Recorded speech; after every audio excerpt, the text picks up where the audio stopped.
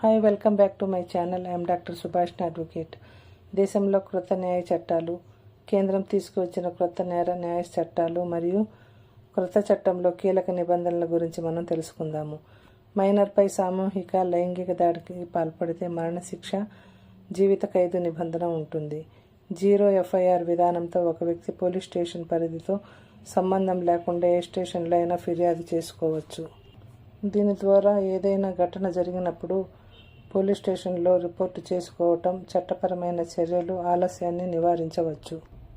ఏదైనా ఒక ఘటనను ఒక వ్యక్తి ఎలక్ట్రానిక్ కమ్యూనికేషన్ ద్వారా ఫిర్యాదు చేసుకునేటందుకు వీలుంటుంది. పోలీస్ స్టేషన్కి వ్యక్తిగతంగా వెళ్లాల్సిన అవసరం లేదు. దీని ద్వారా వేగవంతమైన ఫిర్యాదు ద్వారా అదే వేగంతో పోలీసులు తగిన చర్యలు తీసుకునే వెసులుబాటు కలుగుతుంది. ఎలక్ట్రాన్ రూపంలో సమన్లు జారీ చేయవచ్చు.